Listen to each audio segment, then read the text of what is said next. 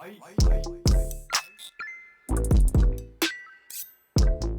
everybody. Welcome back to the Wonder of Anime podcast. I'm your host, Lisa, and I am a multimedia anime content creator, and my work spans across my blog, my YouTube channel, and of course, this podcast.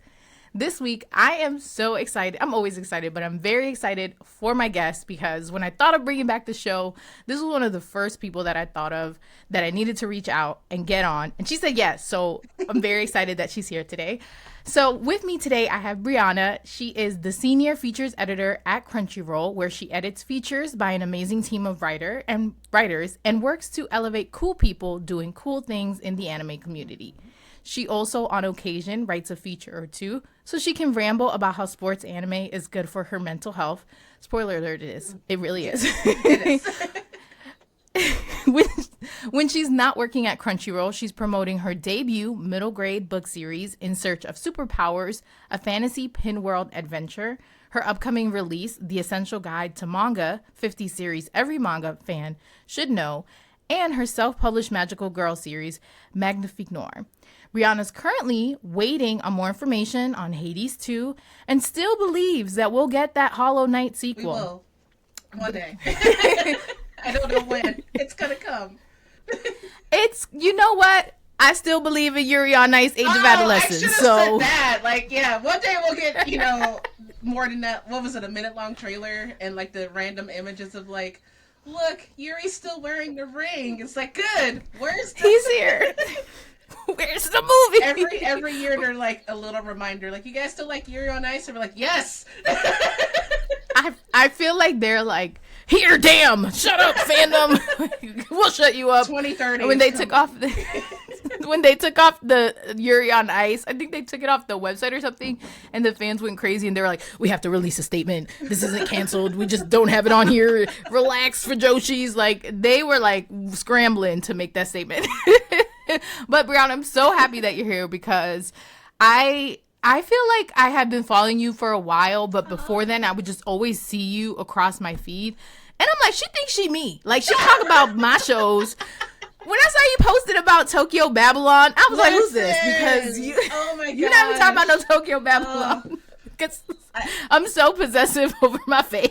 I was like, Tokyo Babylon. Is this my burner account? Look, I know that could be. The episode's not about Tokyo Babylon, but God, that is such a...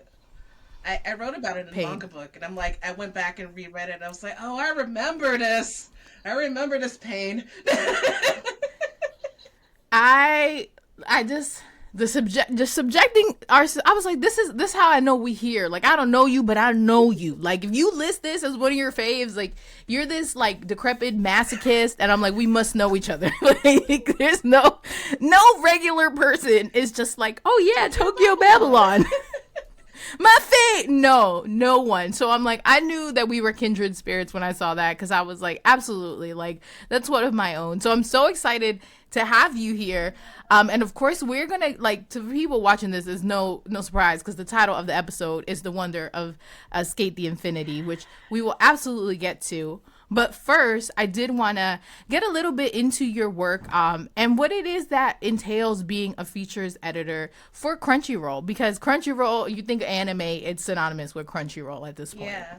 So as a features editor, what I usually do is we have a team of writers who submits ideas, and we get to work with them and get these features out there, and they range from a One Piece arc guide to why this particular anime series means the world to me, and it's just it's a range of topics, and I always fall in love with the writers who write about why a series means something to them, especially if it's a series you don't think about, when Spy Family came out, everybody was found family. I'm yeah, give me all of the found family features. And then Chainsaw Man came out, and they're I think I remember writing a feature about Aki doing laundry for 2 minutes, and how I was this is therapy. Just watching this. And so that's what I do as the editor. I get to work with them and get their features out there, and also occasionally I will write features, and I also get to do cool interviews with people. Last year I went to Anime NYC and I got to talk to like people at like the convention and on like the convention floor and feature cosplayers, and I got to like talk to different people doing cool things in the community. There's like a black anime documentary that's being worked on right now, so I talked to the creator for that, and just that's what I'm here for. It's like I want to find all the cool projects that especially like marginalized groups are doing and just be like give them like a platform to like tell me like what they're doing, and then like sure, let's put it on Crunchyroll and get people to see what you're doing in the community, because it's amazing stuff that like fandom does. And I love fandom. Like I've been into fandom since before I even knew what the word was. I was just like, I really like writing stories, and they're like, that's called fan fiction. I'm like, oh, okay, cool. I don't know what this is, and like, just seeing other people in the space who also love the same things you do and who understand why you're very passionate about, like, you know, a sports anime or anything like that is very, it's very nice. It's very nice seeing your people and not having to like justify what you like because they get it. And so that's basically what I do as like the features editor. I really love talking to other people in the space and interviewing them, and like you're saying, we're kindred spirits. Like there's so many people I'll talk to, and I'm like, yeah, me too. Like that's also my anime story. Like the number of interviews I've done with people, and I'll be like, when did you discover anime? And they're like, oh, I didn't even know what anime was. I just turned on the TV, and I'm like, yeah, me too. Like it's very nice. So that's basically what I do at Crunchyroll on a daily basis, and then outside of Crunchyroll, I'm writing books. So that's basically a summary of my life, and I'm pestering like, you know, my cats. I'm gonna put you on camera so everyone can see you. She's still laying here, listening to me ramble about anime. This is Carter. She's like, no, I don't want to be on camera now. I am suddenly shy, but you can later. Well, I find your work so important because as someone who can talk all day, every day about anime, and clearly that's my brand about anime. One, I just enjoy that so much, and two, like I remember last year when you did your Black cosplay coverage, and seeing so many of like people that I call my peers in the anime creative space, just being featured, and how excited that was, and it's something that, you know, I think people don't recognize like the importance, I guess, of just being validated, especially as lifelong fans. And I would say like in the older generation of fans, it's a little bit different for like Gen Z and stuff, but like people always thought like we were weird or they don't really understand it. And then to have something like tangible, you can say, hey, let me send you this link. Look, I'm featured on this website talking about me in a costume, a website that is like synonymous with anime. Like that's just so important. And so many people I know like found other creators, had other opportunities because they were featured on that. And it's just, and that's just like a small fraction of what you do. Like I think the other day, I say the other day, it was like 3 months ago. You had like a Given article. I was like, hold on, let me pull it up, and then I'm clicking your name. Like, and also like as a Black queer anime fan, I remember, because I am in that older generation. I turned 40 last year, and I just remember being told like, there's not that many Black queer people in the space, and then you get into the space and you're like, liar, they're everywhere. like we're all over the place. There's so many of us, but people don't always give us space, so we don't know. Like growing up, I didn't think there were any more Black anime fans. I was like, oh, it's just me. And then I went to like a con, I went to a convention, and I was like, oh my gosh, like they've been here the whole time, but no one was telling me that in like the 90s or the early 2000s. And so I'm like doing campaigns like that shows like, hey, we're here and we've been here the whole time. Like it was so nice getting so many entries. I'm like, yes, look at all of the like different variety of cosplayers that are just here doing stuff. But growing up, people are like, no, it's really rare to find Black girls into this thing. And then you're like, but they're all right over there. Like they're just like right there. They just need to be given the space to be seen. And so I'm really like beyond honored that I get to be someone who has the power to give that space. So it's really important to me, because I remember growing up and being like, oh, it's just me. And also growing up and being told like, oh, this is going to go away. Like anime's just a phase. It's going to go away one day. And I'm like, yeah, you're probably right. It was treated as like this weird other form of media that's going to disappear in like a year. And it's like, well, now it's my job. So all those people from back then were not sure what they were talking about. But when you hear that too many times, you're like, oh yeah, this is gonna disappear. We're not gonna have this. And then, like, what, 30 years? When did I start watching anime? 30 years ago, because I was 10. So it's like, yeah, 30 years ago, it's like, yeah, I don't even know what this is. And now it's like, oh, this is my life. Like, this is my everything, and I love it. And I think it's so important what you said too of like not seeing yourself like seen in the space, because I remember like also similarly found anime on TV, didn't know that it was anime, just knew that it was different, knew that I liked it. And I remember like in high school, that's like the age of Tumblr, and I would see like online cosplayers, all the cosplayers were white, pictures of conventions, everyone was white. And I actually started my content creator journey just like lifestyle. And I niched down to anime because I was like, I want to talk about anime like 4 years ago. So I remember I started going to conventions. I had never been to conventions before, and I never went because I was like, this is just white people. And I'll be honest, as someone who's a person of color, like I don't feel comfortable in a space where there aren't other people of color. So when I started going, I found other people of color, and I was like, oh my god, we're here. And I remember I did like a whole video series of like people of color at conventions because I didn't know y'all were here. And they're like, yeah, girl, we're here. Sometimes we're not here a lot, but we're here. and then that's kind of like now, and that was I think 2019 when I had started going, and then 2020, COVID, everything shut down, and people were really like online putting their fandom out there.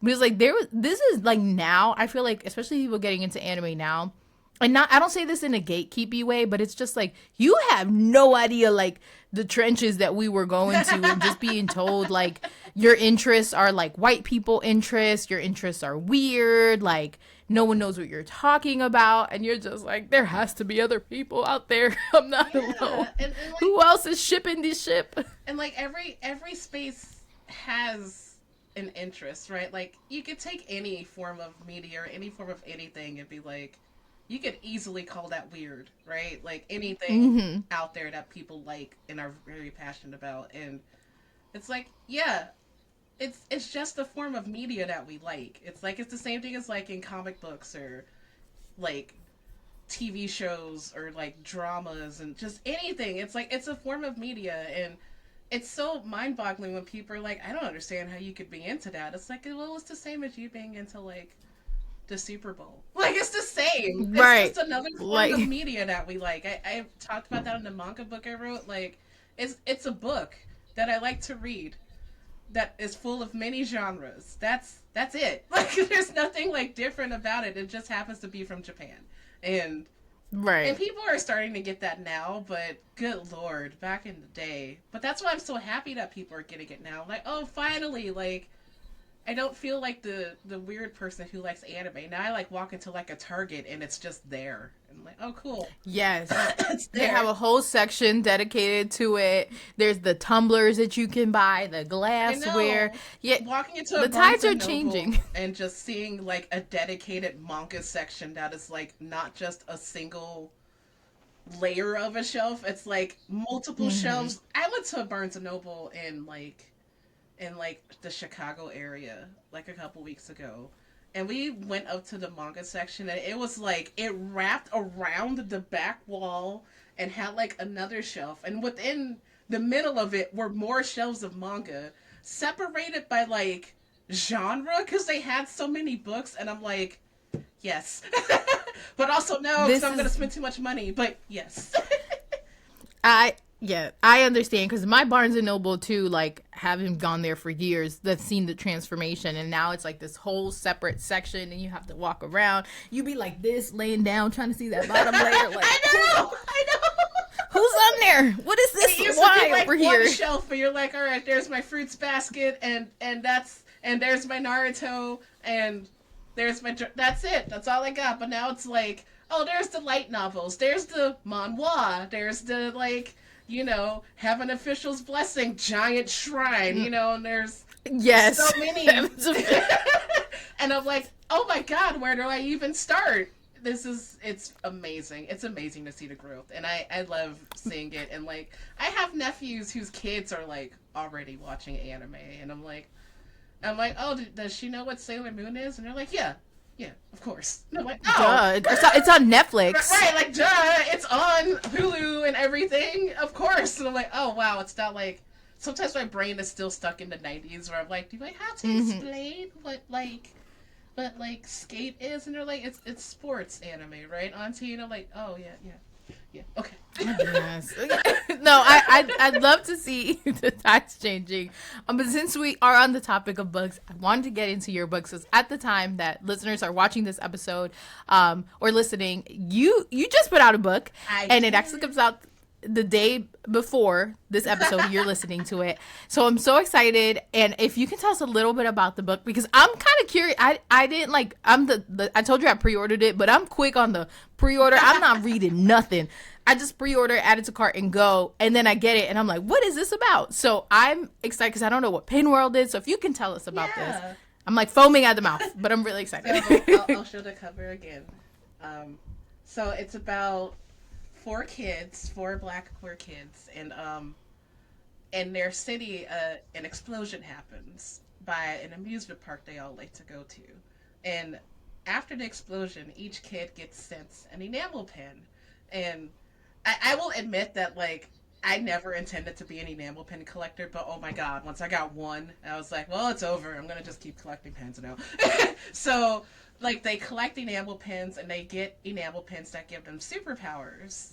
And so they're trying to figure out like who sent the enamel pens, what are these superpowers, where do they come from, what does it have to do with the theme park, because they start to find out that there's something kind of shady going on at their local theme park.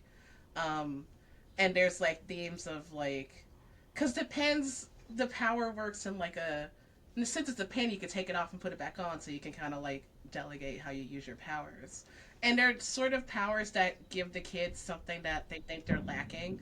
Like there's a girl named Angela, and she likes to do art, and she thinks that her art isn't good enough. So her pen gives her the ability to like copy art, which sounds good, but it's not, because it's copying other people's art. And so she has to kind of like figure out how to navigate that. There's another kid named Skylar, and they think they're lacking because they're trying to take care of their family. And their family's like, you're 12. Go outside and play. And Skylar's like, now I have to try and figure out how to help. And their pen helps them organize their thoughts so they can like keep things on track better. And so that's what the pens do. But they start to find out like there's something going on with the theme park. What's going on with these pens? Why do we have them? What are they actually doing? And so the first book is kind of like the intro, and I'm already working on the second book in the series, which should be out. I'm not sure when, but sometime it'll be out. And it's just like, I've never written like middle grade before, so it's really fun writing in that age group, because at that age I was like the going to the library reading stories like this kid. So writing a story like that with kids who like kind of like represent me, because they're all black and they're all queer and they all like to collect enamel pins. One kid named Travis loves video games, and I'm like, yeah, that's me. I am a gamer like through and through, and it's just really fun writing for that audience, and also like kind of validating writing for like that audience with characters who I remember being told like no one wants to see like, you know, black queer kids on the cover, and I'm like, well, actually they do, and I did. So that's what this story is about, and I'm super excited for it to be coming out. It also has, which I can show because they do show it on like the pre-order page. I'm really bad at flipping to pages. But the book, not just you. I am too. the book has illustrations in it, so you could see like that's Angela with her pen, and I was super stoked like writing like, you know, a black plus size kid, because that was me, like with giant glasses. I used to my family tells me you used to have these giant yellow glasses when you were a little girl, and I'm like, okay, I'm gonna create that kid, because that was me when I was like that age too. Those glasses broke, and I was very sad about it, but but yeah, that is what Fantasy Pen World is about. It'll be out, like you said, like just before this episode comes out, and I'm super excited for it. And then the Essential Manga Guide comes out in June, so that'll be like book number 2 coming out. Look, let me tell you, I'm glad you put that reminder in the middle about it being like middle grade, because you said theme park and immediately I got chills because I'm like, oh, that's so creepy, like this abandoned theme park. I was like, and I'm such a scaredy cat. I was like, bro, this is scary. And then you were like middle grade. I'm like, okay, I can handle this because it's like a fun like Disney style theme park. Because even as like an adult, I love like the like magic and wonder of places like that. But they get to find out like it might not be as magical as they think. They get to deal with like, what corporations want out of artists and how it's not always in the artist's best interest. There's a lot of talk about that and just issues that are like I'm passionate about that keep coming up are like in this book. It was really cool because I was talking to my editor and I was like, can we like talk about like art theft and stuff? And she's like, yeah, of course. And I was like, good, I'm gonna put it in there. And I'm like, oh cool. So there's a whole discovery and discussion about that, and kids finding out, the kids like realizing who they are and figuring out their identity. Because I always feel like those conversations are important to have at a young age. And as much as people think that kids aren't talking about that stuff, they are. Because I remember thinking thoughts like that when I was like 11, 12, 13, stuff like that. And just having those conversations and support, like the kids have a good support network. I was like, I want their families to be supportive. Like I don't need to write a story with unsupportive families. We already know that's a thing. How about we write a story with supportive families who actually support their kids being like queer and having crushes and stuff like that. And I'm like, I want to kind of like write the story that I wish I had when I was questioning things at a young age and didn't really have a lot of sources because it was the 90s. And so it's like now I have this story where it's like maybe, I don't know, maybe like a kid or a parent would pick it up and be like, oh, okay.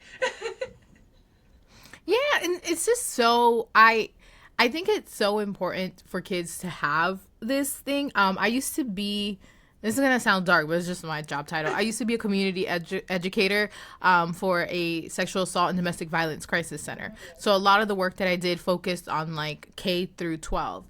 And like middle school kids, you're just like in that in between, and it's like stuff is either way too old for you, or the stuff like underneath now, like, and there's been articles about this, how we're losing like the tween years for kids. Yeah, because like there's even like with stores, there'd be like limited to or whatever. Like there used to be a thing about you being a tween before you got into high school and stuff, and a lot of kids are losing that because everything's like aged up or to like age down, and it's just so, I feel like that's where people lose kids. Like you lose kids in those ages where they're dealing with all these hormones, they're battling all these feelings, and then there's nowhere for them to look and be like, oh, that's me. Like right. I remember the first time I read a book that I felt seen like as myself, and I was like 20 something. Yeah. I was like, this is sad that this is the first time like I'm seeing something where I was like, oh my God, this was exactly my experience. And I'm like, had I had that book when I was in middle school or high school, like I would have felt so much more confident in myself. So I love that. And I think it's just like, I need people like, and I love that you tapped into what you would want to see, because I feel like people forget that they too were kids. Yes. A lot of times, like this is such like an anti-kid thing, and it's like they forget that they were also kids, and it's like, no, we should never lose that. You tap into that. This sounds like what I was thinking about, and we'll get into it with Sk8, but like I was telling someone when I was a kid, I knew what I wanted. Like I was like, I'm gonna be a writer, and I love nerdy stuff, and that's cool. And I was 9, and I had already like figured it out. And then like you meet people who like, push you away from that. They're like, oh no, you don't. That's too. You don't want to do that. That's not what you want to do. Writing's not a real job. Liking anime and stuff is childish. And so I was like, yeah, maybe you're right. Maybe I won't pursue that stuff. And I ended up going right back to it later. Like, and like I was thinking about this the other day. I was like, God, I was onto something when I was 9. Like. Every piece of media I had seen before was like, you should be embarrassed about your child self or your teenage self. And I looked at my teenage self and I was like, she had it figured out. She was like, I like this stuff, so I'm just going to like the stuff I like, and that's it.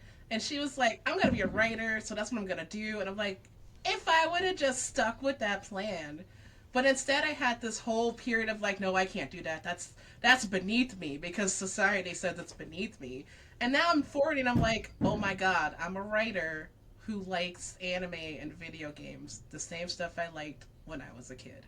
And I was like, wow. Like I knew what I wanted, but too many people pull you away from that. And I'm like, God, what if you just do the opposite and encourage kids to like what they like? Like what if someone was like, yeah, you know what? Be a writer. Like be into anime, be into video games. And it's like, who would have known like what would have happened? Like I'm there now, but it's so telling that when I look back, I'm like, wow, all the stuff that I loved, it's stuff that's part of my life now that I tried to like deny because someone said I needed to, and I went right back to it. It comes back. It's like it's so formative. Like it's crazy too. I think about like 10 to 18 is like this much of your life, and it has such an impact on like who you are for the rest of your life. And it's just like, and I think it's just so important to like never like, especially now. I'm a parent. I mean, my kid's like 1, but I see my nieces and nephew, and I'm like, yeah, like we need to encourage these kids and like this stuff, and just like, and I get it, you know. There's that quote, I think it's Maya Angelou, like you do better, like you do something until you know better, and then when you know better, you do better. But damn, like we could have saved so much trauma and mental anguish. But now, like you said, like now your book is going to have something that anyone, you know, if a parent's like, oh, would my kid like this? And they're reading this, they're like, wow, this actually reminds me of my child. And they like this and they like that. And it's like, it's just so it's so needed, and I'm glad that I didn't read the synopsis before, because like I said, I already pre-ordered it, but I'm super sold now. I'm not gonna be scared. I probably will still be scared because I just get like, oh my god, like stuff just like gives me the chills. And then I'm very excited also about the manga book, because I obviously, if you can't tell, love manga. What? Who knew? No way. Surprise. Couldn't tell. And that's exciting. So how did that come into like fruition? Like did somebody approach you and be like, hey, do you want to talk about manga, or is it just an idea that you had? So there is an essential anime guide, and I wrote 2 essays for it.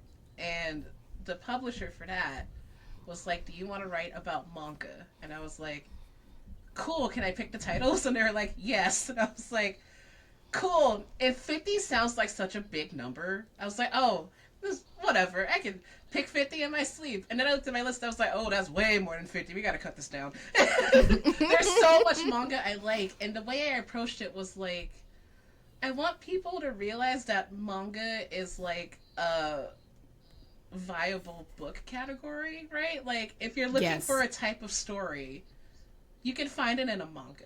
And I've had this conversation with people before where I'm like, what type of story are you looking for? There's going to be a manga for it. And they're like, what? Are you sure? Isn't it just all Dragon Ball? And I'm like, no, it's not. It's like a book. And then it has different genres, and not just like, what did I tell my publisher? I was like, it's not just the fact that like these titles that we know, like the big ones that we all know, have deeper meanings in them, because they do.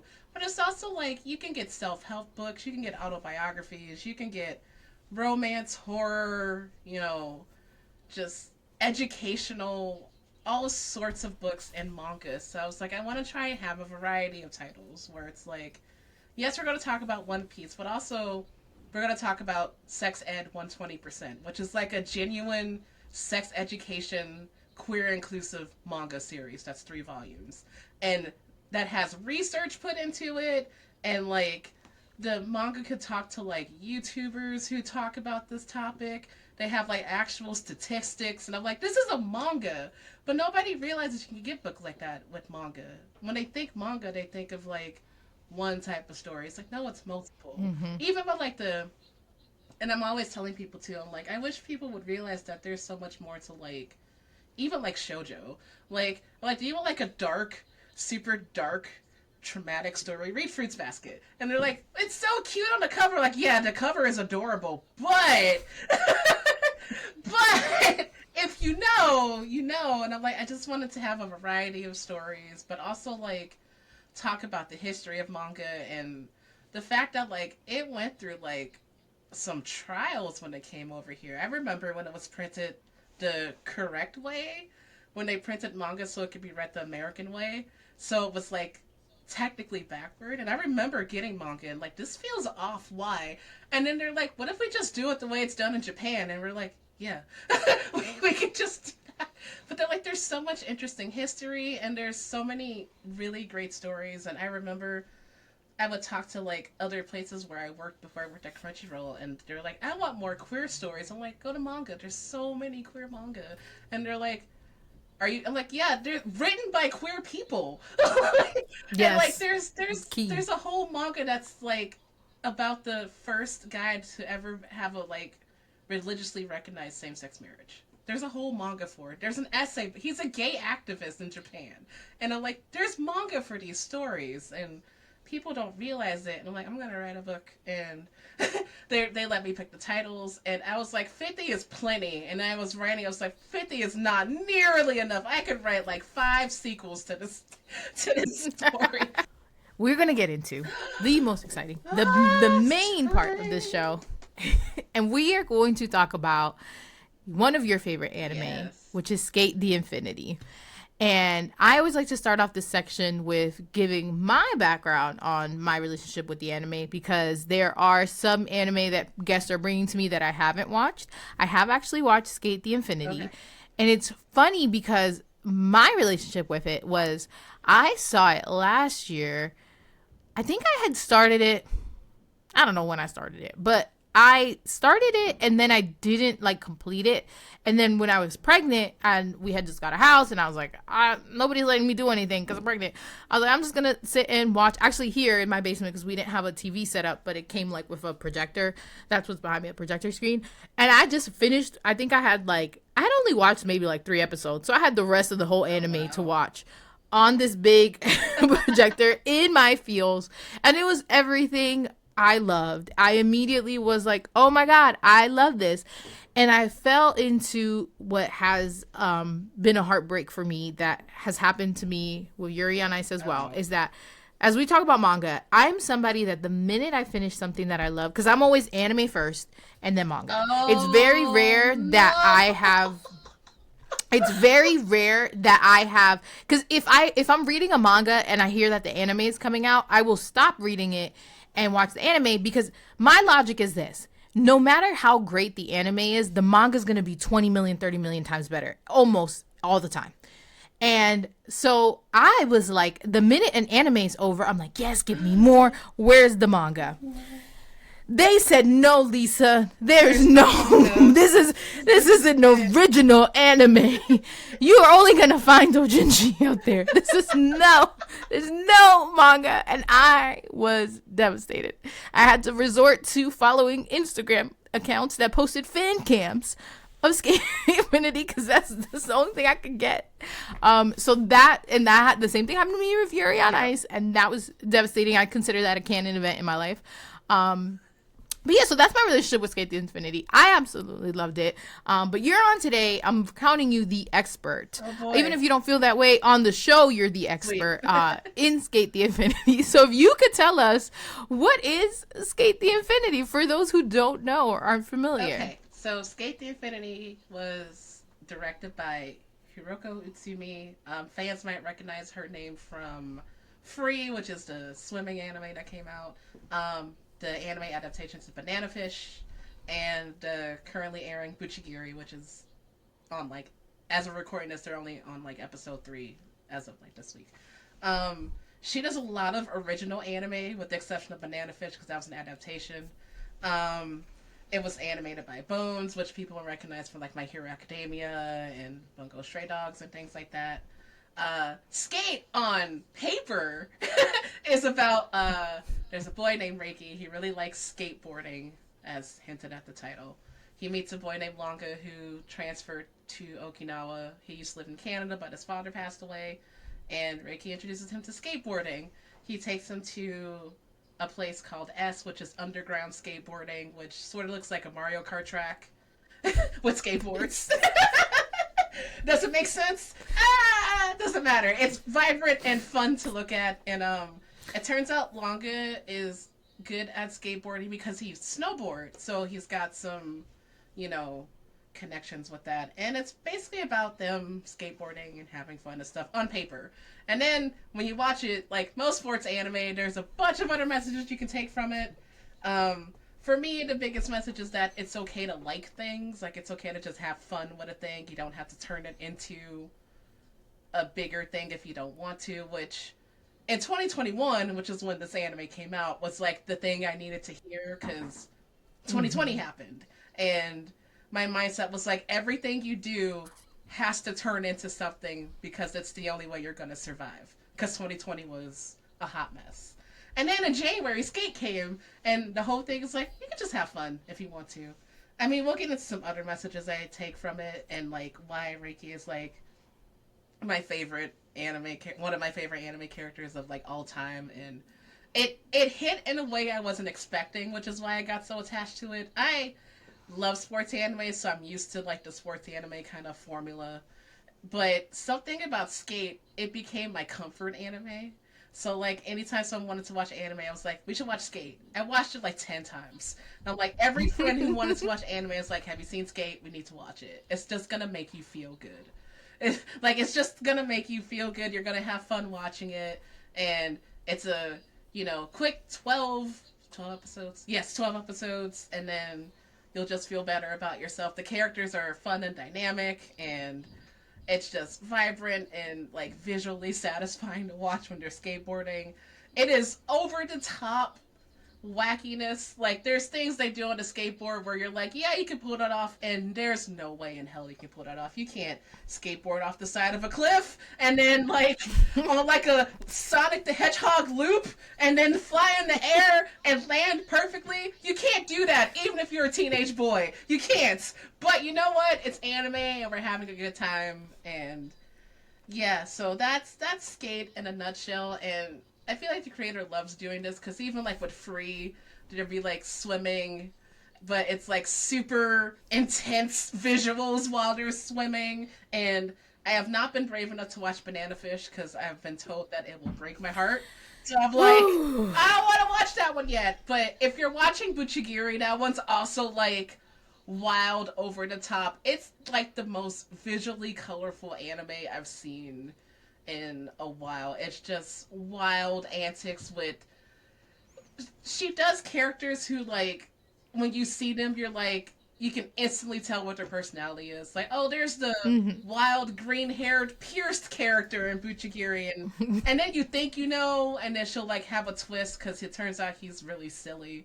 And like even with Sk8, it's like, oh, there's the dude who does the clown makeup. He's a little out there. And then you find out he's like a florist with like a heart of gold. Yeah. And you're like, okay. I'm going to stop trying to predict things with this series. But yeah, that's Sk8 in a nutshell. And there's so much to take from it. And I'm sure we'll get into it with the other questions and why it was just, usually I will get over a series after like a couple of weeks after it's over.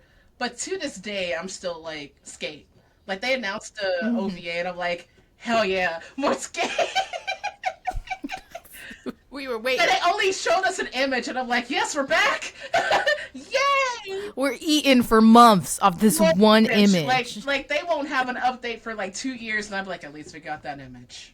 That's all I need for now. That's us here on the Yuri on Ice fandom as well. Something about the sports anime and like the single image, and you're like, well, okay, I'm satisfied. I think maybe because the fandom takes care of the rest. Like, oh, cool, I got fan cams and fan art and fanfic for months. Let's go. So how did you like find out about Sk8? Was it something you saw the trailer and you were like, oh, I'm adding this to my list? Like, how did you land upon this gem? So at the time, I was writing for the Mary Sue, and I would do their anime stuff. So I decided to do like, little anime preview pieces. And so I saw the trailer for Sk8, and every season there's a sports anime where I'm like, yeah, that's the one. I didn't realize how big it would be in my life, like to the point where I've cosplayed Reiki and things like that. But I started watching it, and the opening is super catchy, and they're showing you the characters, and I'm like, I am in. Like, they do this whole like skateboarding is our other life. Like in the real world, I'm a chef, but at night I'm a skateboarder, and I'm like, this is so silly, Okay. but like, this is how adults do things sometimes. Like, normally I'm just like a salary man, but at night I go play Dungeons and Dragons with my friends, and I'm a, well, we do that as adults. We separate our lives for some reason, Mm-hmm. and like, the kids get it because Reiki doesn't separate anything, but like. Cherry and Joe are like, by day I'm like a calligrapher, but by night I'm a secret ninja skateboarder. And I'm like, this is so silly. And I'm like, oh my God, but I used to do that. I used to be like in college, I'd be like, I'm a student by day, but at night I'm writing fanfic and nobody knows. Or like, as an adult, I'm like, by day I'm doing my day job, but at night I'm like going to midnight launches and cosplay and stuff like that. And it's like, that's my other life. It's like, or you could just combine everything, but yeah, And just have one and just have life. one life. Like it was to the point where like I used to have different names. Like I would, when I go home from college, I'd use like my whole like actual Briana, and then like at college I'm like, yeah, I'm BriChibi, yeah, and now I'm like, they're like, no, just call me Briana, whatever, or Bri. Like you don't have to do that. It's fine. But yeah, I discovered Skate because I saw the trailer and I was like, oh, okay. And I had never seen a skateboarding anime. I've seen Mm-hmm. skateboarding in anime, but not like have it be the main focus. And it's so dramatic. It's like, and then they go skateboard at night at an abandoned mine. And like, what? What? If, if people haven't watched this, like to me, I'm like, yeah, we're having this conversation, it totally makes sense. But if you like never see Skate, Yeah. you're just like, what when they pull up, I'm like, y'all doing too much. Like, what is this? Like, I was just like, okay, I. They're like this whole secret identity no one can know. I know. Like It was there's scenes where yeah, we Cherry's have like, a don't secret. call me Cherry in public. And I'm like, what? Cherry's my name And where I'm an S, but in real life I'm Karu. Oh, like there's a part where Joe calls him Karu at S, and he like kicks him. He's like, "Don't use my government name when we're at S." And it's like, oh damn, but I'd be doing that though. Like I would be doing that in my adult life. Like don't. My family doesn't know that I'm like a fanfic writing like weird child. Don't tell people that. I don't care anymore, but like in my 20s, I was like, no, we Right. can't tell people that. This is our little secret. Don't tell people that we're going to the fabric store to get cosplay stuff. Don't tell them. It's a secret. And now like yeah, I don't care anymore. But yeah, so that. It is who you are. Mm-hmm. So when you're watching Skate, you're already a sports anime person. But when did it click for you when you're watching this? Like, this is my new personality. This is one of my faves. This is taken over. Like, what was that moment for you that you were like, oh, this isn't just another sports anime on my list. This is the one for me. So like I was hooked by the first episode because it's such a fun episode, and it does like all the Mm. sports anime tropes, like Reiki sees Longa doing the cool trick and the reflections in his eye, and I'm like, oh, that's the ship. Okay, cool. Mm-hmm. But like when it really hit me like for real to the point where I'm like, this is like my mental health therapy, was like there's a part where like Reiki starts doubting himself, and he's like, I can't do this anymore, everyone's better than me. And I remember some people in the fandom were like, I can't believe that, just why would you just start thinking that randomly? Like, it's not random. Like he and that circles back to like my point of like figuring it out when you're a kid and then people talk you out of it. Because when the show starts, Ricky's like, some people are trying to figure out what they like. I already know what I like. I already know. And it's like, he's so confident about it. And then all it takes is like the right person to talk him out of it, right? Like, so he's like going through Mm-hmm. like self doubt. He's like, I can't be around these people. They're making me feel bad. I'm not a good skateboarder. Despite the fact that like he makes his own boards. He figures out ways to make boards work for like Longa, because Longa's like, I can't skateboard like that because I'm a snowboard. And he's like, all right, fine. I'm gonna take some office wheels and some. He just figures out ways to do things that are like really smart and creative. But he's like, I'm not good enough because people are telling me I'm not good enough. And I'm like, so many of us do that. All it takes. And I remember I was like, I did that when I was like when I was like, I figured out I'm going to be a writer, and people were like, writing's not a real job. I was like, okay, you're right, I'm not going to be a writer. I did the exact same thing Reiki did, because someone told me, like, no, you're not good enough. And so he goes through this whole arc of not feeling good enough, but he really loves skateboarding. So he ends up going back to it. Like, he's seeing Longa's skateboard. Longa's like, I don't want to skateboard because Reiki's not here. Peak shipping material, obviously. But Reiki's like, what are you doing? You're good at this. You should keep doing. And so I remember there's like the moment where Reiki's like, oh, that's right. I like skateboarding. I like doing this for fun.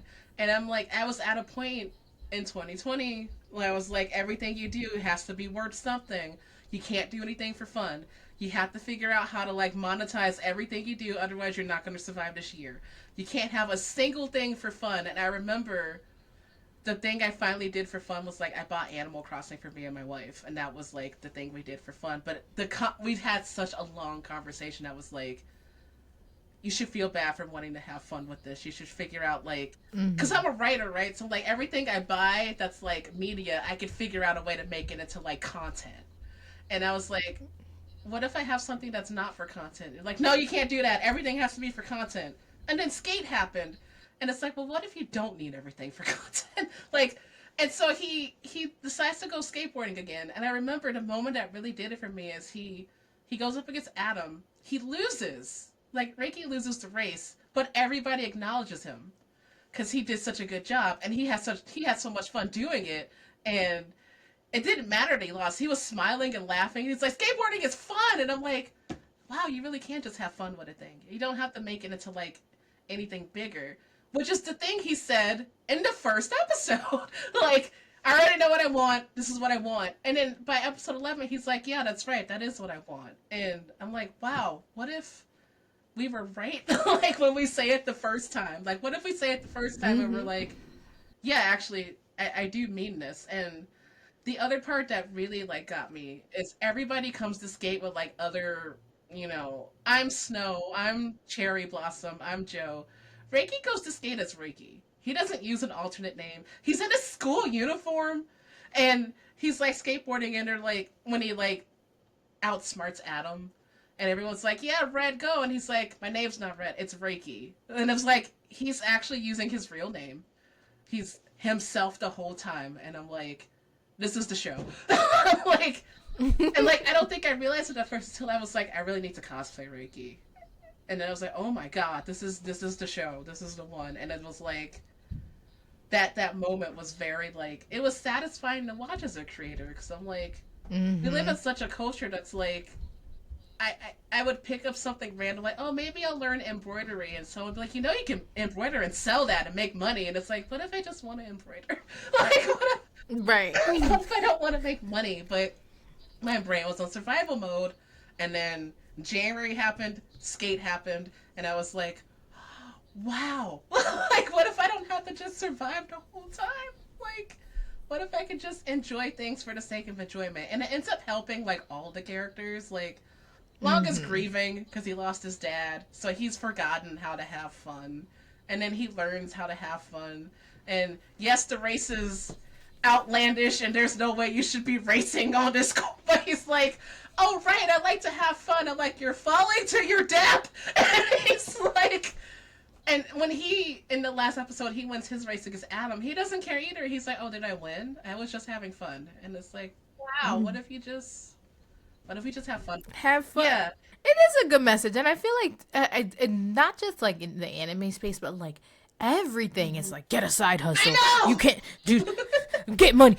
Why you sleeping? 7 passive income. And it's like, I especially, like, there's certain things that I get into, because I also make content about anime. Like, you know, I review anime and manga, and I'm just like, I made like certain rules for myself where I'm like, I'm only talking about something because I want to. Right. I liked it. I enjoy it. And I'm like, and then I have stuff that it's like, I never will talk about or make content about because it's like, I just want to enjoy it for what it is. And I feel like sometimes like you just make, and I feel like it's a reason like I've been able to have so much fun and I don't like haven't like people experience burnout. I'm like, I don't experience that because I'm like, I make it a point. I'm like, at the end of the day, this is fun for me.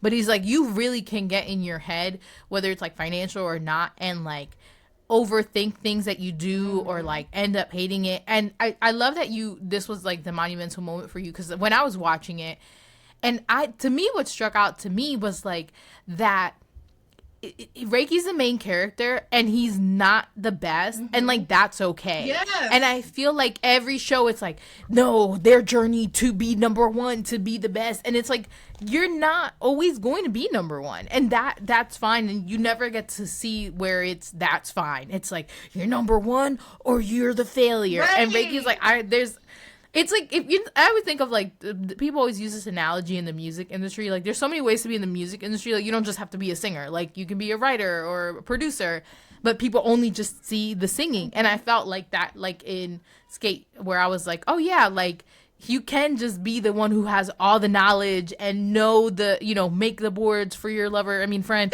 and just have time. Like, you can do that. Like, it's just there.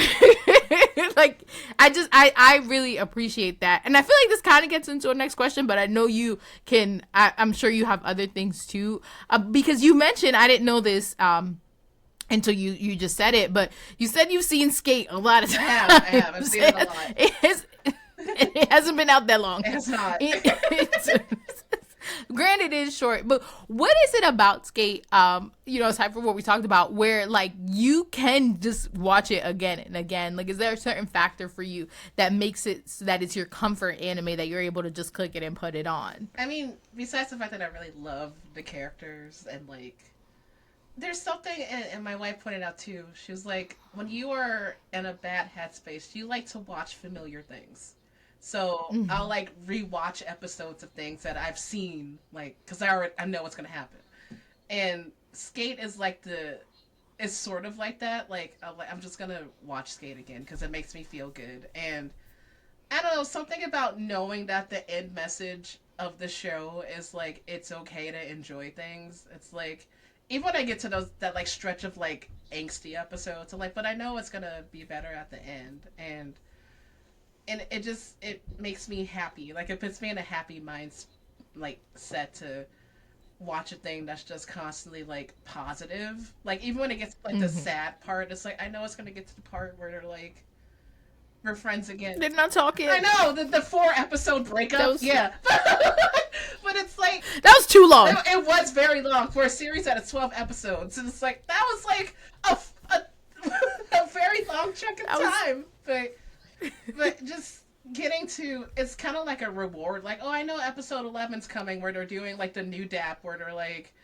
we have our own special way to say that we like love each other. And I'm like, yeah, I know it's coming. But it's comforting, and knowing that like the main character had it figured out from the very beginning is very validating, because a lot of people are like, at this time of your life, you're not going to know what you want. You're not going to figure it out. And it's like, but he did. And and he ended up being right. And just watching a character where I'm like, you are very good at the things you do. And like you said, he's not the quote unquote best, but he's really good at it. And even if he wasn't good, he's like, I just want to try it. Like, he's like, I'm just going to try and see if this works. Just to try it, because I want to, and it's fun. I'm like, wow, encouraging people to just try things. Like, imagine it's that. like, I don't know if this is gonna work, but I'm gonna give it a shot. And I'm like, oh, wow, okay. It's like, and if it doesn't work, it doesn't work. And just the fact that like the big moment for his like comeback is like technically still a loss, and nobody,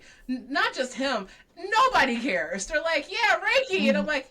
And he's like, technically he lost. And Adam's like, he lost! And he's like, well, it doesn't matter. Everybody's like, bye. Like, yeah, Reiki's the best. And I'm like, yeah. And that message just helps everybody so much. And like, and I feel like depending on my mood, I focus on different characters. Like, Long is going through like a grief period. So I'm like, okay, I know what this looks like. He's very like on his desk, half awake, not really there. And just watching him go from that to like, I'm openly hugging you in public now because I'm very happy, and it's like, that's comforting to watch. And like, even like watching Mia's episode where he's like, I was trying to get better at this thing, I got so good that I pushed my friends away, what do I do?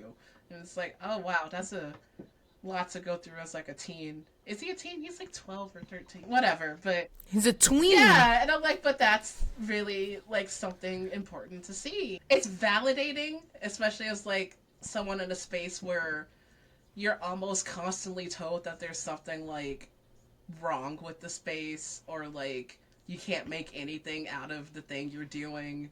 And it's like, well, what if I don't want to? Or what if, or it's okay to move at your own pace too. Like I'll figure it out eventually if I choose to. Like, or like I'm doing this thing just for me, no one else, and that's fine too. So that's what Sk8 does in 12 episodes, which is wild.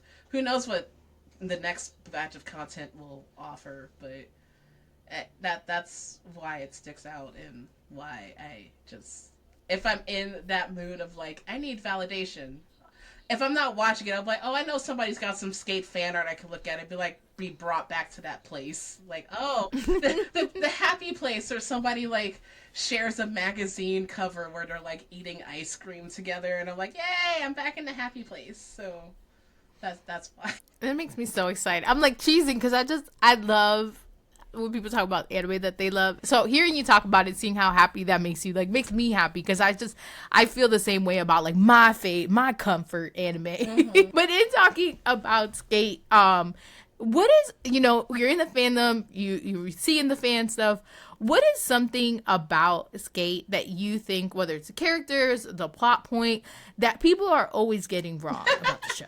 I don't know if it's always, and like, because everyone's entitled to their opinion or whatever, but there's like two takes I've heard that I'm just like, no.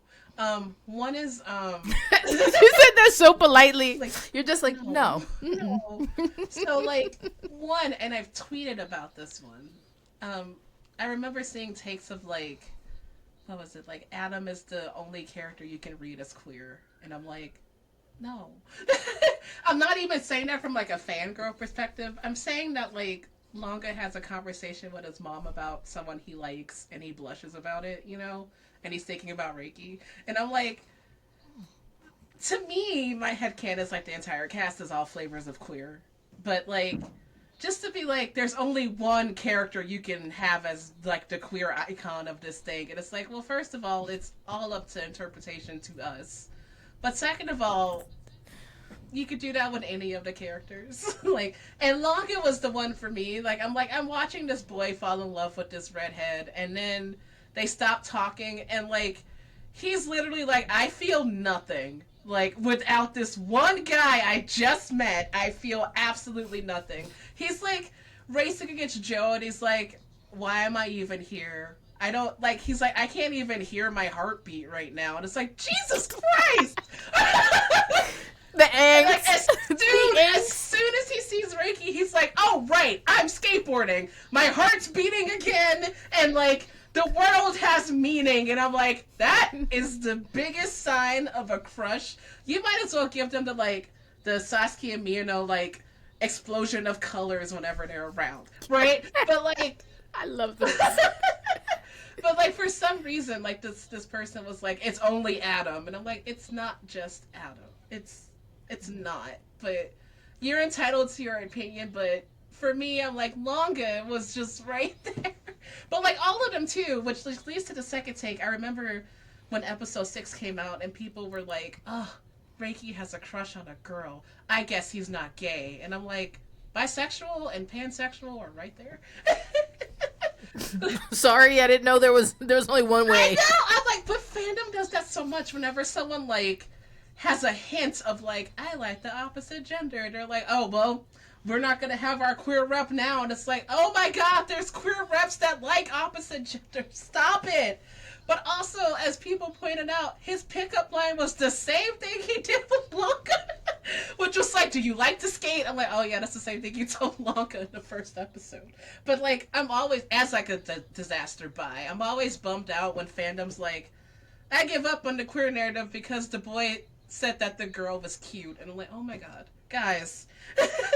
Please. We're right here. Hello. Like the bi-pan community would like to have a conversation about the fact that, it's still possible.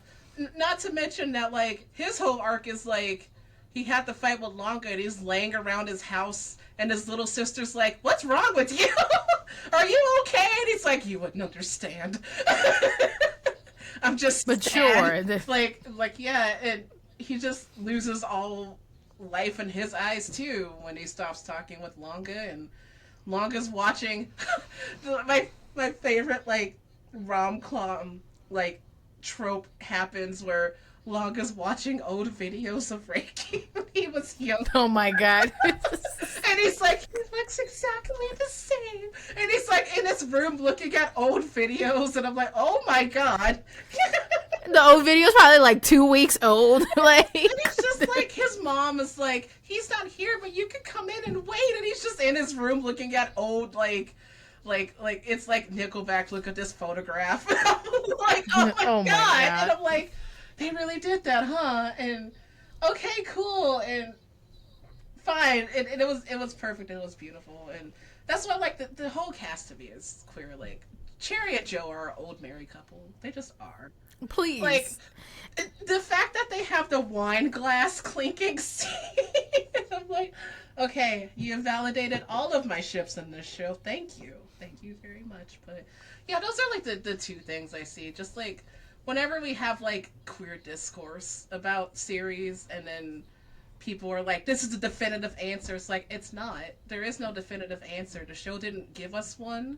So we're open to explore as we please, and the fact that you're like, you can only read it this way, and it's like, no. You can read it many different ways, but also please stop erasing part of the queer community when making your like judgment call. They're like there's a whole part of the rainbow that is still available if the boy says a girl is cute. Like it's still there. It's still fine. Reiki is still a disaster buy who does the rolled up pant leg and doesn't know how to sit properly. He's definitely one of us. Okay, it's fine. Yeah, that to me, I feel like is very. I think it's like, I don't know the term for it, but people in like when they consume like queer media, like they want it to just be absolutes, like everything has to just be like, yeah, like perfect, like oh my god. And it's like, that's not how humanity works in general. like you don't get to be like, oh, okay, like this, I don't want this person to be an interest. And it's like, shh. Sometimes I'm like, I can't participate in fandom because like y'all be doing too much sometimes. I like, remember relax. seeing a take about like Reiki and the girl on the boat, and it was like, it was cowardly for them to have that scene. I'm like, cowardly how? Like it was a 2-minute throwaway scene that still doesn't mean that the boy like he could still be queer. It's still possible. Like, which is funny because people still read Joe as like bi, and he hits on every girl he sees, but they're like, but he's definitely in love with Cherry, which is true in my opinion. But it's like it's this, also he's like a teenage boy. It's like I remember when I was a teenager, I crushed on so many boys, and now I'm married to a girl. So it's like I'm like you're not really gay. I'm sorry, guys, I lied this whole time. The podcast has revealed the truth. I am not. After 20 years. I know, after 20 plus years with this person, I am secretly heterosexual. Sorry. It's just. I don't know. Like I think sometimes people in just like the fam, it's doing the absolute most. That kind of perfectly leads into our next question, which is kind of the opposite of this question. But being in the fandom amongst Sk8 fans, what is an opinion that you hold that would probably be an unpopular opinion to other Sk8 fans? I was trying to think of an answer for this. I'm trying to, because I feel like a lot of unpopular opinions people already know. Like anybody who likes Adam is usually branded like as like a traitor to the nation, and I'm like, Adam's fine. Like Adam's like I don't care if you like Adam or not. Adam is there. I don't mind Adam. So weird. He's intriguing to me. I do like a good flamboyant, over the top villain or whatever. But like I feel like I was trying to think of this, and I'm like, I don't know if it's unpopular, but something I thought about was like, because I was talking about how the characters have their like other personalities when I go to S, and I feel like the one who's hiding the most is Cherry. Like, and I don't know if that's unpopular or not, but like I was thinking about it probably because the OVA art came out and it shows Teenage Cherry, and I'm like, Teenage Cherry is like this pierced wild child, and now he's like this calm, collected man. The piercings are gone, as far as we know, and like, Oh, I didn't I mean, notice he it. doesn't wear them when he's in like, you know, as an adult, at least not that we can see. And I just remember seeing parts where like, you know, if you call him Karu at S, he gets upset. If Reiki calls him Cherry outside of S and he's like, don't you ever call me, like, this is my real life. And it's like he's hiding so much stuff about himself, and like because he's got like his S outfit. I was gonna say disguise. It's not really disguise, but like his mouth. It's like his mouth is covered. You know, you can only see his eyes, and like he's he's very like hidden and kind of guarded and stuff. I feel like this isn't unpopular. I feel like people are great, but Oh, I never heard of this. okay. I have no idea, but like I was just thinking about it. I was like, oh, and he's so like guarded and stuff, and he's so kind of stuck because he's like, Adam's back. Finally, I can make up for what happened 7 years ago. And I'm like, 7 years? Like my poor sweet cherry blossom. like You've been harboring like this. you've been holding on to this for 7 years. Like that is a long time. And then like he doesn't really get the closure because Adam's like, you bore me, and like Joe takes him to the hospital and stuff, and does that whole speech of like, we're not alone, you know, and I'm like, he needed to hear that the most out of everybody. I think out of everybody, he needed to see that like it's okay to just have fun message. Like you don't have to be so guarded. Like it's okay if people like call you Cherry when you're like outside.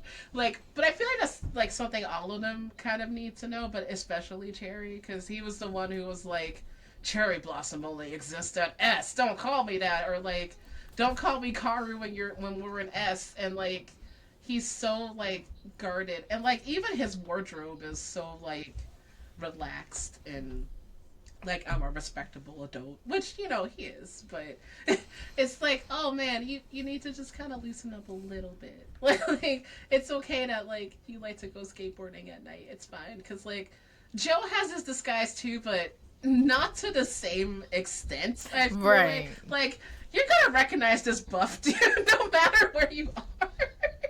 And so that was what I was thinking about because I think that's like the only one I thought about. I don't think anything else I think is unpopular because everybody has their opinions, and I feel like I aligned with a lot of what the fandom says. It's just like I guess like the hot take was like, I don't think Adam's that bad. Like I've seen worse like villains, and like I watched Kuroko and like the quote unquote villain like tries to stab a dude with a pair of scissors, and I'm like, yeah, and he's like a high school boy, and like there's a whole scene where he's meeting like he's meeting the guy, and the guy like interrupts him, and he just takes the scissors and he's like, ah, and I'm like, oh my god, like calm down. And it's like he's just Adam's extravagant and over the top. I will say like I am bummed out that like nothing ever came of that like sudden political thriller plot. Where they're like, there's some shady things going on in politics, and Adam's involved, and the investigator's gonna figure it out, and then it's like, nah, we dropped the case. That's it. It's like I wanted. Actually, I do have. It's not unpopular, but like I wished, I was really hoping that like the investigator woman was secretly a skateboarder, like. Like she was secretly like, oh yeah, I know what this is. I skateboard too. Like, or like she goes to S and she's like, oh yeah, this is dope. I'm gonna do this. And it was like, I wanted her to get on the skateboard so bad. And I was like, no, we're done with the investigation plot. We're done. He gets away with it. I'm like, oh no, I wanted something to come of that, but it's fine. I was satisfied in every other way, so it's okay. But I was like, I my wife too was like, oh, at one point she's gonna get on a skateboard and, and like school all these dudes. I mean, we did get that with, I guess Reiki's little sister got on a skateboard, and I'm like, oh god, I want to see her on a skateboard more. Like, I want her to be a skateboarding badass someday, but You brought up that political point, and I literally was like, before you said that, I was gonna ask. I'm like, what happened there? Because it was so like why did they even do that? Like, was there more, and we just don't know? Like, I need to see what's on the scraps of the cutting room floor. Maybe because season 2 will revisit. They made it so serious. Like, I was like, I thought, like, in my headcanon was that, like, in the middle of skating, they were gonna show up and arrest him and be like, everything shut down. When the S is done. up, I was like, oh, that's it. It's over. And it was like, no, it's not gonna happen. And then, like, it just kept escalating. Like, oh, by the way, the aunts are abusive. And I'm like, oh, wow. And I was like, something's gonna happen. Like, or even if it would have been like, you know, Adam gets away with it because he pins it on his aunts or something like that. It was just like, where was it going? Like, where was it going? What was happening? I would also just, I don't know what happened there. And you know, it's funny because she said the thing about S, and I was like, it's like the secret underground thing. It's at this big place with mad people. They got the technology that when you're skating, there's screens and you can see it on your phone. But this is a secret underground. We got to use secret identities. There's a cliff, and the cliff got the visions that people could see. I was like, I'm gonna let this go because my adult brain is working over. You do have to like let some things go. Like if you start thinking too hard with some plots, you're like, this detective woman was like about to investigate this man's house, and was like, I'm on to you. I was like, oh, okay. Cool. And they were like, no, he learned his lesson, so he's not gonna get arrested. Bye. And then I also like really liked it hasn't been that long since I watched it, but I also suffer from like amnesia after I finish things. But like the guy who was like his butler friend Tadashi. was like, I'm the one who taught you. I like really there's more there. I was like, oh, I love that he was the one who taught him how to skate. I was like, the childhood damn. love. We got some childhood friend stuff over here as well. They were like, you're gonna get all your ship tropes in 12 episodes. Let's go. They were like, they knew each other from childhood. And this, I'm like, okay, there's more. I want more of that in the OVA too. Like, put them in there. Because they were all friends. I want to see more of the Joe, Cherry, Adam dynamic when they were teens. Because they were so close. Yes. Like, I want to see more of that. I want to see the turning point. Because, you know, Adam wasn't always like that. I want to see the turning point where... Because like when they show like when Cherry remembers the stuff that was happening, I'm like, oh, he's just like a normal dude who likes to skateboard, and like I want to see the moment where it got to be too much. Like what happened?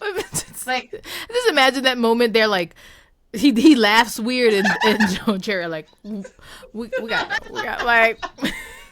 He laughed a little too long, and like now he wearing a mask. Just like a 7-year gap. Where like they didn't see Adam at all. Like what happened in those 7 years? Like what happened? Like I want the answers. I want this OVA. OVAs be like 2 seconds, but I need it to be 3 hours. It's gonna be 20 minutes, and we're gonna be like, okay. At least we got more content. With more new fan cams. Oh my gosh. Yay. As we're wrapping up, obviously we could go on forever. I have so many questions. This OVA better put in work.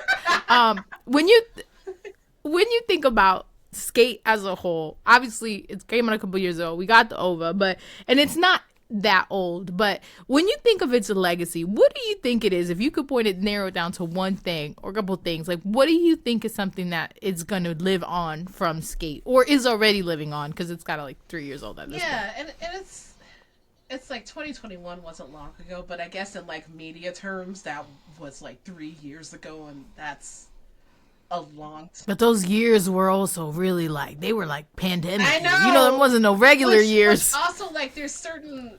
That's also attributing to like my love, because it was like my it was like the Animal Crossing. Like Animal Crossing saved me, and it was like Sk8 also did that. But like I feel like the thing that lives on is like the characters and the whole having fun message is what people are drawn to. Like it's just nice, and like the characters are fun and they're interesting, and like it's fun to like talk about them and like figure them out. Like as much as I'm happy that we're getting more content, I also like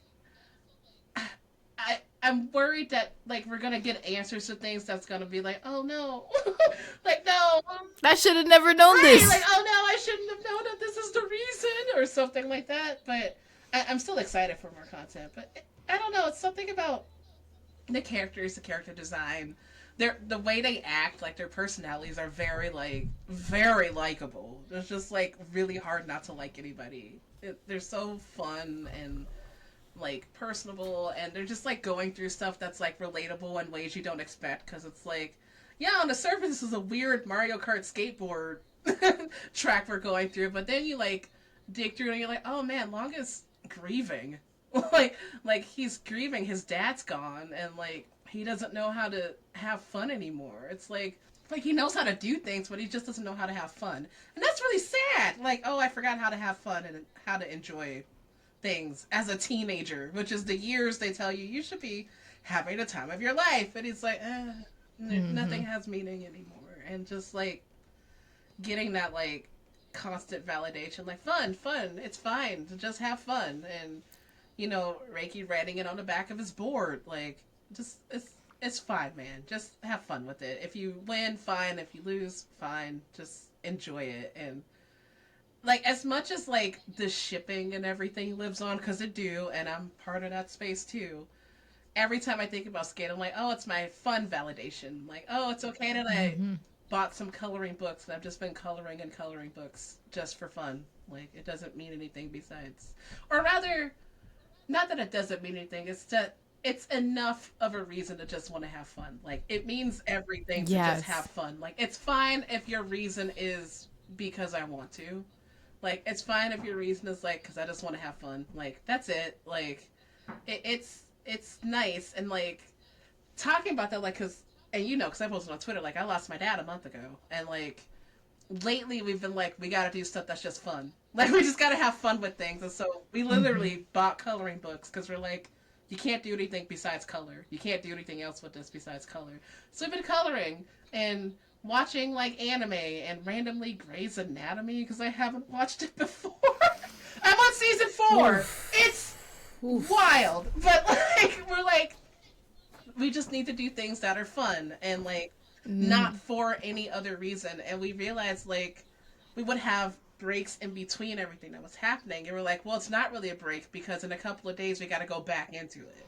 So now we have like, okay, now we actually can stay home, and so we actually can have fun. So this weekend, well, it won't be the weekend when this airs, but like this weekend we're like gonna watch Gargoyles, Batman the Animated Series, and color, and play Tekken 8. And I'm like, fun, just fun things. Like, you can't do anything else but have fun. And I'm like, that's what Sk8 helped me learn. Like, it's okay to just like enjoy it. Like, you don't have to like. Everyone wants a deeper meaning. Like, there has to be a deeper Yes. meaning as to why you're doing this thing. And it's like, the deeper meaning is fun. Like, that is the deep meaning. The deep meaning is that I just feel like doing it. Like, not everything I do has to lead to like, income or like fame or notoriety and stuff like that. It could just lead to like, I had a really good time. Like, I enjoyed myself. I liked doing that, and then I went to bed, and that's it. And so I think that's why Sk8 lives on, and that's why, which is, it's fun to see that in a genre that's like competition and being the best because it's sports. And it's like, so many sports anime, it's like, we're gonna be the best at nationals, we're gonna win the trophy. And this one's like, I mean, if I win, sure. Like, Longa wins and he's like, oh yeah, I guess, cool. I'm just happy that I'm friends with Reiki again. Like, that's what I think. It's like, did I win? We made it. We've made up. Like, we're still friends. Like the series doesn't end with him winning the race. It ends with them deciding to skateboard together and give each other like extremely flirty looks. Like, extremely flirty. They're like, remember our promise to just skateboard and against each other? And it's like, oh, that's the ending. It's just like, Longa, it's the reverse of Reiki's opening, where it's like, I know what I want, and Longa's like, it's Longa's turn to do that opening, and he's like, I know what my happiness is, and it shows Reiki. And like, oh, that's the end of the series. It's not the fact that he beat Adam. That's not the ending. The ending is that he found his happiness, and it's Reiki. And that's it. And it's like, okay, that's nice to see. So it's like, it doesn't always have to be about like the competition. It could just be like, I just felt like it. And there's so many stories where that don't do that, or they like think they do, but they still have to remind you that it's a competition. Like, don't forget, we're doing this to win a prize, and it's like, I mean, sure, but maybe that's not the most important factor. Maybe it is the fact that like we're just hanging out and having a good time. You can get that in sports anime. You don't always have to get that in like the slice of life, wholesome, comfy anime. You can also get that in like, you know, Sk8. Well, I love that, and I love Sk8 The Infinity as well. Not as much, I'm not the expert, but I loved it. So I enjoyed this conversation so much, and I hope that people take away. It is okay to just do things for fun, because that's what this is. This is fun, and as you get older, things become less fun, but you can still have fun. And yes. I think Sk8 is a beautiful reminder of that. As we're wrapping up, we've mentioned your book, but as a reminder again, your book is now available. And where can people get the book? It will be in major retailers, so it'll be Barnes and. It's in Target. I know. Sorry, I get excited. It's in Target. Barnes and Noble. Because we love Target. Barnes and Noble, Target, Amazon.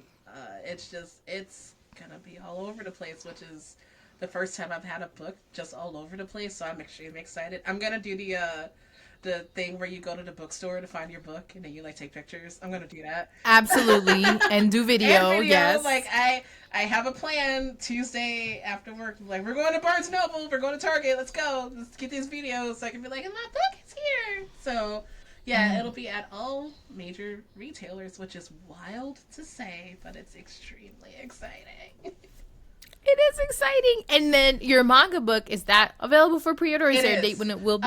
It is available for pre-order. It should be out on June 11th. Oh, I'm so excited. I'm going to pre-order ASAP because, again, I love the concept. And for those listening, they want to follow you. They want to know more. Where can people find you? I am on Twitter under BriChibi Tweets. That's where I'm the most active. I am on Instagram under like the same. Is it the same name? I think it's just BriChibi on Instagram. I'm very bad at updating Instagram, but I need to get better at it. I'm also on TikTok. BriChibi is like all over the place. But otherwise, just my regular name, Briana Lawrence. That's who I am on Crunchyroll. That's where you'll find like all my articles and stuff that I've written. And yeah, that's basically. Oh, also I have a website. It's called BriChibWriting.com. That's so cute. Because I should be writing, and yeah, and I'm terrible at like, not terrible at writing. I was gonna say I'm a terrible. I was about to say, excuse me. I'm a terrible procrastinator. Like, okay. I was like, what are we talking about? Like, I'm a procrastinator unless like the muses are nice to me. But usually I'm like, writing is this thing where like it looks like you're not doing anything, and you're like, no, I'm thinking. I'm thinking and I'm trying to get everything in order. I know I'm sitting at the computer staring at a blank screen, but I am actually trying to process thoughts. Well, I will be sure to have all your links in the description of this episode. Thank you so much for coming on and talking about Sk8.